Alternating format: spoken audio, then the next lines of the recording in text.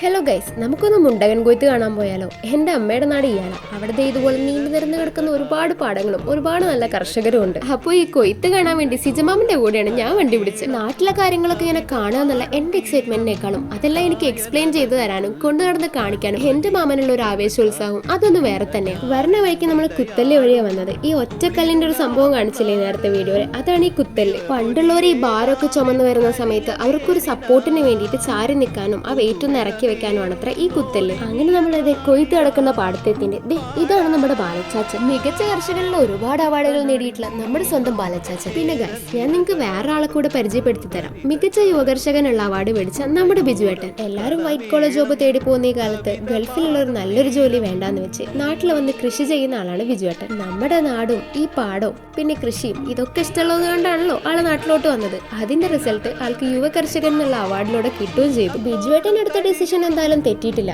ഈ white collar ജോബ്സിന്റെ സ്ട്രെസ്സും ടെൻഷനും ഒന്നും ഇല്ലാണ്ട് നാട്ടിലെ പാടത്ത് സന്തോഷത്തോടെ സമാധാനത്തോടെയും പണിയെടുക്കുക, ഇതല്ലേ ശരിക്കും സ്വർഗം. ബാലച്ചാച്ചിന്റെ റെക്കമെൻഡേഷനിൽ അങ്ങനെ ഞാനും ഈ കൊയ്ത്ത് മെഷീൻ ഒന്ന് ഓടിച്ചു നോക്കി. ഇതൊക്കെ പോയി കാണാനും അനുഭവിച്ചറിയാനും ഒരു പ്രത്യേക സുഖാട്ടോ. പക്ഷേ ഇത്രയും മനോഹരമായിട്ടുള്ള വയലുകളുടെ സൈഡിൽ ഇതുപോലുള്ള വേസ്റ്റുകളും പിന്നെ ആൽക്കഹോൾ ബോട്ടിൽസ് ഒക്കെ കൊണ്ടിടുന്നത് അതത്ര ശരിയല്ലല്ലോ. സംരക്ഷിക്കാൻ സാധിച്ചില്ലെങ്കിലും വൃത്തികേടാകാതിരിക്കാൻ ശ്രദ്ധിക്കേണ്ടത് നമ്മുടെ കടമയാണ്. നമ്മുടെ നാടിന്റെ ചരിത്രവും പൈതൃകവും ഒക്കെ ഈ കൃഷിയിലും വയലുകളിലും ഒക്കെ ഉണ്ട്. അപ്പൊ ഇതൊക്കെ സംരക്ഷിച്ചുകൊണ്ട് നമുക്ക് അന്നം തരുന്ന എല്ലാ കർഷകർക്കും ഒരു വലിയ ഹാറ്റ്സ് ഓഫ്.